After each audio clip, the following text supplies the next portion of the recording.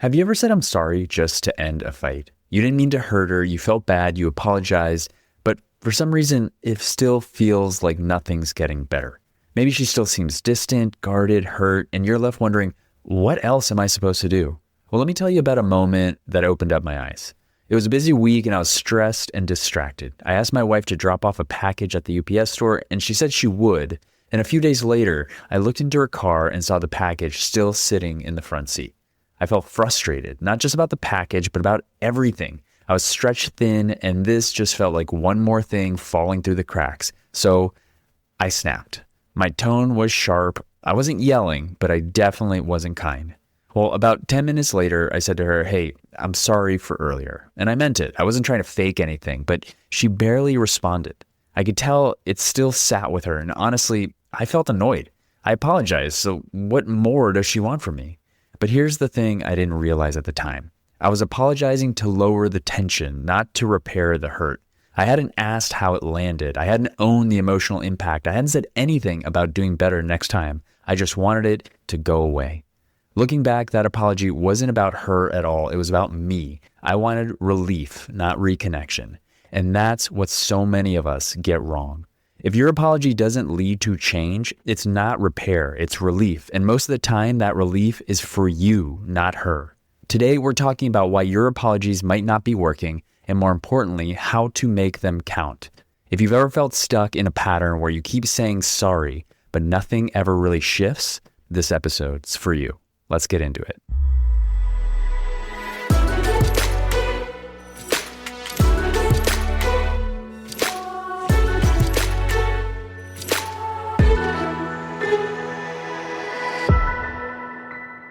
Welcome to Better Husband, the podcast that helps you answer the question, how can I be a better husband? I'm Angelo Santiago, a men's marriage and relationship coach, and every week I bring you practical insights to help you strengthen your marriage and become the best partner you can be.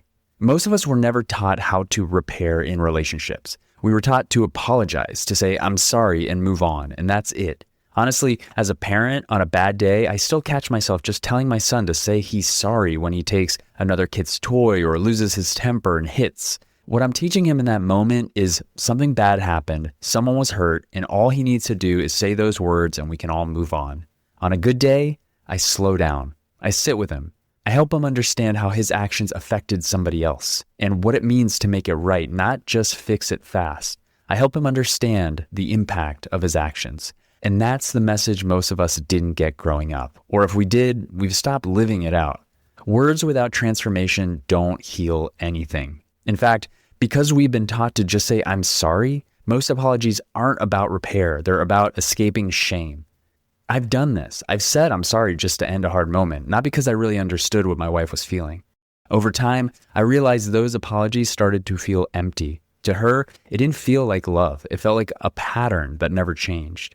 And at this point in our marriage, with all the work we've done together, my wife can call that out, not to shame me, but to invite me deeper into understanding. And that's a good thing. It's powerful when you can see this pattern in yourself and start to shift it. Let's talk about why this really matters, because a lot of men think, "Hey, I owned it. I said I'm sorry. What else does she want from me?" But if she's heard the same apology more than once without seeing any change, she's not being unforgiving. She's exhausted. False repair is when we say all the right words, but nothing actually shifts. It makes her feel like her pain doesn't matter, like the conversation was about making you feel better, not about making her feel safe again. In relational life therapy, we talk about this cycle where a man collapses into shame, apologizes quickly, but then retreats, deflects, or forgets. That's not repair. That's self-protection. And over time, it breaks the bond in the relationship. If she doesn't trust your apology, it's not because she's cold. It's because she's tired of getting hurt again. So what does real repair actually look like? Pay attention, because I'm about to give you the steps you need to follow to make it work. Real quick, before we get back to the show, if you're like me and you're a busy husband with a lot on your plate, sometimes you hear something on this podcast, an idea or a specific practice or a suggestion, and you have every intention of doing the thing that you just heard. But life gets busy and sometimes you forget. Well, that's why I created the Better Husband Toolkit. This is a short, concise, downloadable cheat sheet with 3 of the most important relational skills I believe every husband should know and have in their tool belt in order to improve their marriage. If you're asking yourself, how can I be a better husband today? Go to betterhusbandtoolkit.com and download the short document. And if you have any questions, you can email me. I'd be happy to offer you some more support. Again, go to betterhusbandtoolkit.com or click the link in the show notes and get your toolkit today. Now back to the show. Real repair is more than words. It's a process, and it includes 4 steps: ownership, empathy, accountability, and change. So let me break those down. Ownership means taking clear responsibility for what you did. No excuses, no blame shifting. It sounds like I was short with you, not I was just tired and you caught me at a bad time. The next one is empathy. And empathy is about tuning into how your actions landed on her emotionally. It's not about defending your intentions. It's about honoring her impact. You might say, I imagine that felt hurtful or dismissive. Or if you don't know, ask her and see if you can empathize with what she felt. The next one is accountability. And accountability goes one step further. It's not just saying I was wrong. It's expressing that you know it wasn't okay and that you're responsible for doing better. And finally, and most importantly, there's the request for change. Change is the bridge between apology and transformation. You back your words up with action. Whether it's a new practice, getting support, or just checking in next time, you show her that something is different. These steps are what make an apology feel real, not just rehearsed. Now, let's look at what that actually sounds like. Here's what a false apology might sound like. Listen, I'm sorry, okay? I didn't mean to upset you. Can we just move on? That might feel like resolution to you, but it does nothing to rebuild safety. It doesn't acknowledge the impact. It doesn't offer change. It leaves her feeling unseen. Now, here's what a real apology sounds like. I want to acknowledge that I was short with you last night. I lost my patience and I didn't act in a way that I want to be in our relationship. I can see how that made you feel dismissed and you didn't deserve that. I'm committed to being more present when I'm stressed because I want you to feel heard. Then you follow it up with action. Listen, I've started listening to a podcast, or I've booked a coaching session, or I'm reaching out to other men to hold me accountable. I want to make sure this doesn't happen again. That's repair. That's connection. That's leadership. And that is what gives your marriage a chance to come back together if you follow through. When you learn to repair well, everything in your marriage shifts. Real repair rebuilds trust. It rebuilds safety. It shows your wife that she can rely on you, not just to say the right thing, but to become someone who lives differently. This kind of ownership doesn't make you weak. It makes you trustworthy. You stop operating from shame and start leading from maturity, empathy, and care. And when you do, she relaxes. She stops bracing. She starts trusting because now your words and your actions actually line up. That's how you build a marriage that thrives and survives the hard moments too.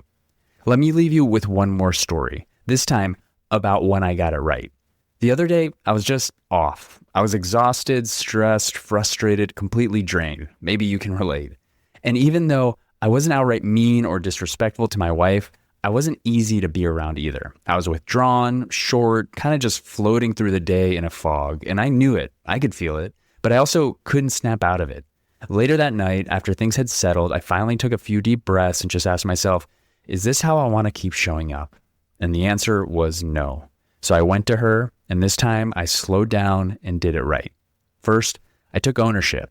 I said, I know I've been hard to be around today. I've been shut down and not very connected to you. Then I led with empathy. I imagine that felt lonely for you. I haven't really let you in today, and I can see how that would be hard. Next, I offered accountability.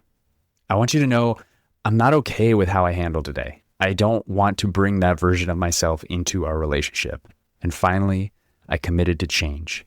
Next time I feel like that, I'm going to step away for a bit, check in with myself sooner, and come back when I'm more grounded. You deserve that. There were no fireworks, no dramatic moment. She looked at me, took a breath, and just said, thank you. That means a lot.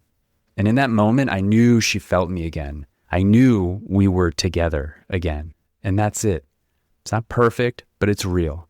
And in that moment, we were reconnected, not because I performed or fixed it, but because I owned it and I showed up differently. So let's review. Most apologies are more about your relief than her repair. And if nothing changes, the words stop meaning anything.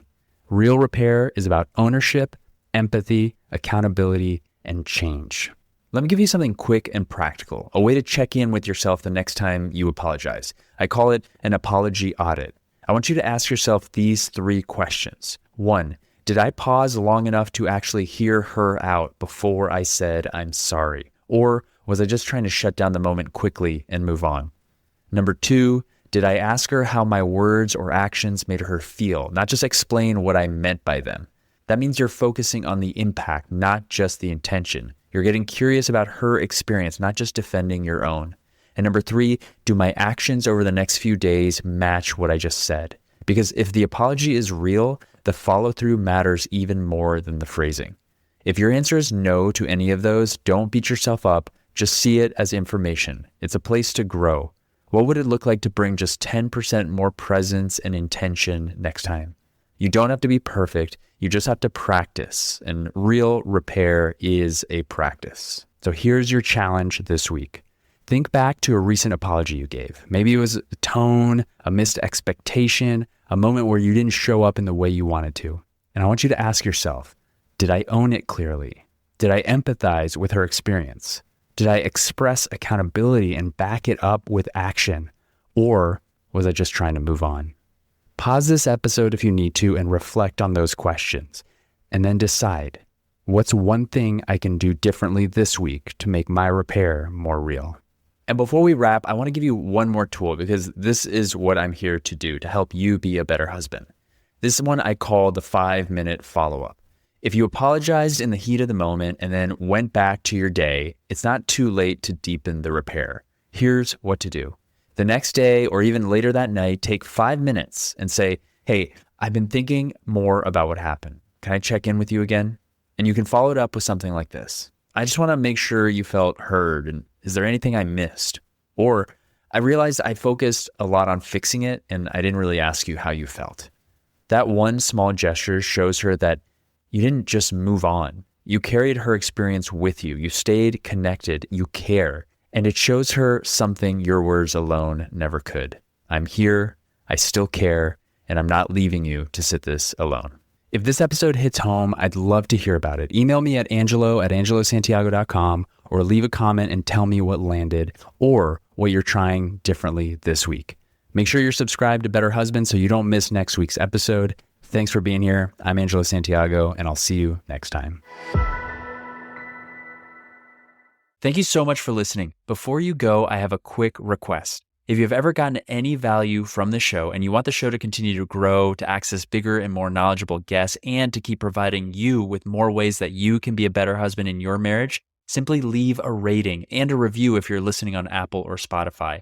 It only takes a few seconds, and those reviews go a long way in attracting more experts and bigger guests to the show. So if you're feeling up to it, as a favor to me, I'd love to see a rating and a review from you.